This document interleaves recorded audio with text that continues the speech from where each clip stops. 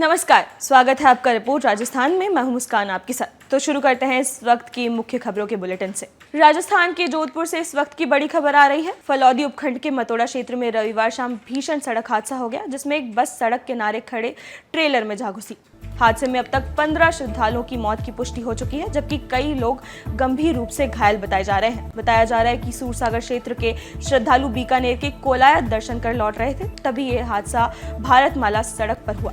टक्कर इतनी ज्यादा भीषण थी कि बस के आगे का हिस्सा पूरी तरह से चकनाचूर हो गया। घायलों को ग्रीन कॉरिडोर बनाकर जोधपुर के मथुरादास माथुर अस्पताल भेजा गया है। मुख्यमंत्री भजनलाल शर्मा ने हादसे पर दुख जताया है और घायलों को हर संभव चिकित्सा सहायता देने के निर्देश जारी किए हैं। फिलहाल पुलिस हादसे के कारणों की जांच में जुटी है।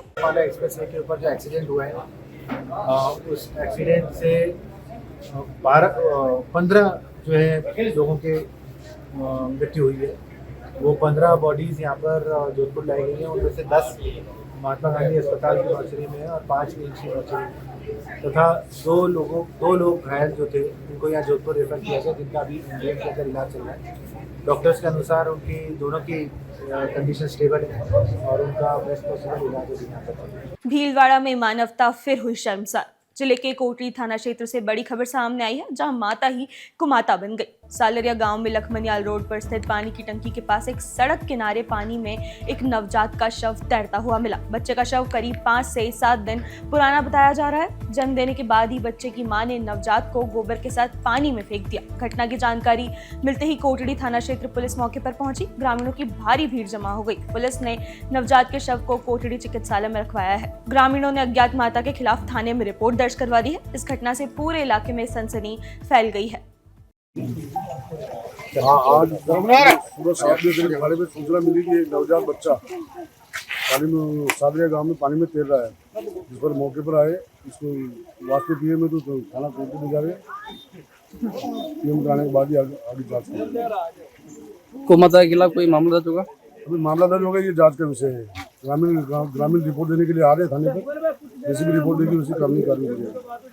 दीघ में दक्ष प्रजापति ब्रज सेवा समाज समिति द्वारा जगदम्बा मैरिज होम में द्वितीय सामूहिक विवाह सम्मेलन का आयोजन किया गया। इस सम्मेलन में कुल 12 जोड़े विवाह के पवित्र बंधन में बंधे। कार्यक्रम में बतौर मुख्य अतिथि पहुंचे डीग कुमेर विधायक डॉक्टर शैलेश सिंह ने नवविवाहित जोड़ों का कन्यादान किया और उन्हें सुखी वैवाहिक जीवन का आशीर्वाद दिया। इस दौरान उन्होंने कहा कि समाज में हो रही फिजूल खर्ची से हमें बचना चाहिए और ऐसे सामूहिक विवाह आयोजन समाज के लिए एक आदर्श उदाहरण है। समारोह में प्रजापति समाज के पदाधिकारी और भाजपा कार्यकर्ता बड़ी संख्या में मौजूद रहे। श्री माधोपुर कस्बे के जीन माता मंदिर के पास स्थित अवध बिहारी मंदिर में नव स्थापित की जाने वाली मूर्तियों के साथ महिलाओं ने बड़ी श्रद्धा और उत्साह के साथ कलश यात्रा निकाली। डीजे की धुनों के साथ निकली ये यात्रा नगर भ्रमण के बाद मंदिर पहुंची, जहां मूर्तियों की विधिवत पूजा कर उन्हें मंदिर परिसर में स्थापित किया गया। इस अवसर पर जगह जगह पुष्प वर्षा और जलपान की व्यवस्था की गई। मुख्य यजमान नवल किशोर फुल्का ने बताया कि सोमवार को शुभ मुहूर्त में शिव पंचायत और हनुमान जी की मूर्तियों की प्राण प्रतिष्ठा पंडित आशीष कुमार शर्मा और अन्य पंडितों द्वारा कराई जाएगी। ये मंदिर करीब 125 साल पुराना है, जहां पहले शिव पंचायत अस्थायी रूप से विराजित थे। कलश यात्रा में बड़ी संख्या में महिलाएं और पुरुष मौजूद रहे।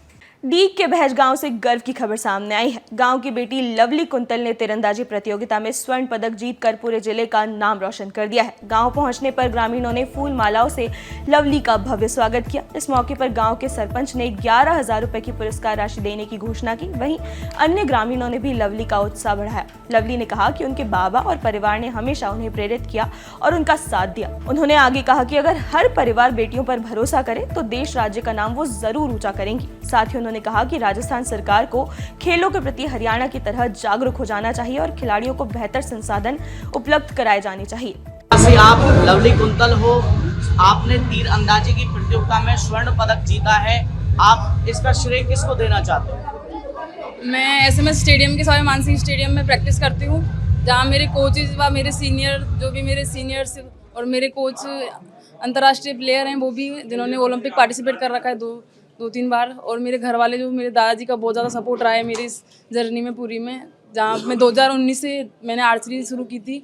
तो पहले नॉर्मल ट्रायल बेसिक ट्रायल से मैंने हिस्सा लिया था, उसके बाद मैं कई बार तो नेशनल 2-3 बार नेशनल, जो अभी हाल ही में ऑल इंडिया यूनिवर्सिटी गुरुकाशी में हुआ था, भटिंडा में तलवंडी साहू के पास में जो तो वहाँ पे मैंने गोल्ड मेडल लिया 28 सितंबर को। तो मैं यही कहना चाहती हूँ कि मेरा ये सारा जो है, जो जितनी भी मेरी मेहनत है, जो मेरे कोचों के साथ में और मेरे सीनियरों के साथ में है, और जिसमें मेरी फैमिली का बहुत बड़ा सपोर्ट है।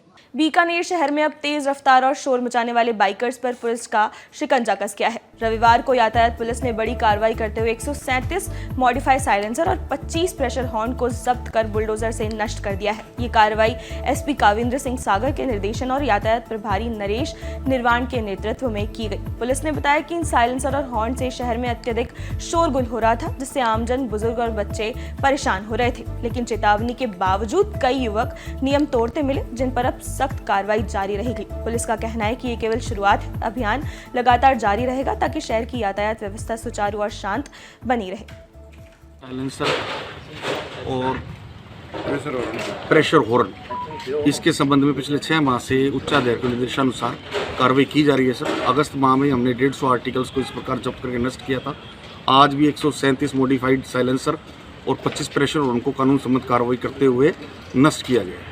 ये कार्रवाई आगे भी निरंतर कार्रवाई आगे भी समझाइश व कानून सम्मत कार्रवाई का दौर आने वाले समय में और आपको देखने मिलेगा।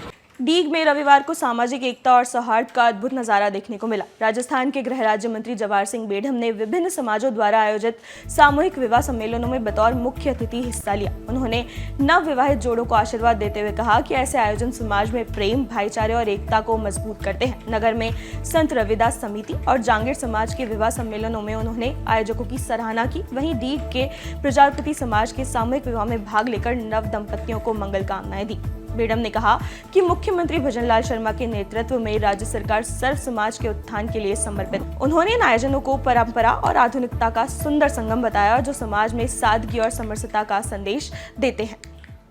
Shri Madhopur roadways bus stand पर यात्रियों को भारी परेशानी का सामना करना पड़ रहा है। जयपुर जाने के लिए लोगों को घंटों तक इंतजार करना पड़ रहा है, लेकिन बसें नहीं मिल पा रही हैं। खाटू मेले और देवउठनी एकादशी के चलते डिपो की व्यवस्थाएं पूरी तरह गड़बड़ा गई हैं। यात्रियों का कहना है कि डिपो पर अधिकारियों की लापरवाही और स्टाफ की कमी से हालात बिगड़ रहे हैं। डिपो मैनेजर ने भी माना कि श्री माधोपुर डिपो में कंडक्टरों की भारी कमी है, जिसके कारण कई बसें समय पर नहीं चल पा रही हैं। उन्होंने बताया कि स्टाफ की कमी की जानकारी विभाग और यूडीएच मंत्री झावर सिंह खर्रा को दी गई है।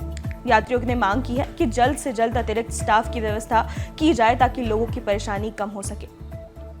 सवाई माधोपुर के रणथंभौर स्थित कुशाली दर्रा शहीद स्थल पर कर्नल किरोड़ी सिंह बैसला और गुर्जर आंदोलन के शहीदों की मूर्तियां लगाने को लेकर चल रहा विवाद अब सुलझता दिखाई दे रहा है। खंडार विधायक जितेंद्र कोटवाल की मध्यस्थता के बाद गुर्जर समाज और प्रशासन के बीच सहमति बन गई है। आज गुर्जर समाज का प्रतिनिधिमंडल विधायक गोठवाल से मिला और प्रशासन से अनुमति की दिलाने की मांग की। इस पर विधायक गोठवाल ने आश्वासन दिया कि वो सरकार और प्रशासन से बातचीत कर मूर्ति लगाने की अनुमति दिलवाएंगे। समाज ने भी इस भरोसे के साथ अपने आंदोलन को शांतिपूर्ण तरीके से आगे बढ़ाने पर सहमति जताई है। पहले 14 नवंबर को मूर्ति लगाने की घोषणा की गई थी। अब उम्मीद है कि बातचीत से समाधान जल्द निकल कर आएगा।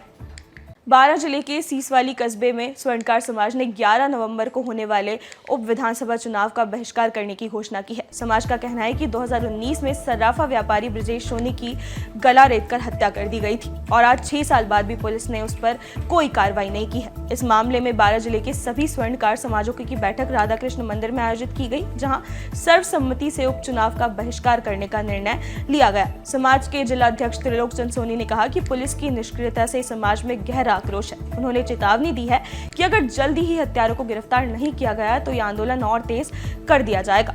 मामला 22 जुलाई 2019 का है, जब सीसवाली के सर्राफा व्यापारी ब्रजेश सोनी की हत्या कर लाखों रुपए के जेवर लूट लिए गए थे। आज 6 साल बाद भी अपराधी पर पुलिस ने कोई कार्रवाई नहीं की है।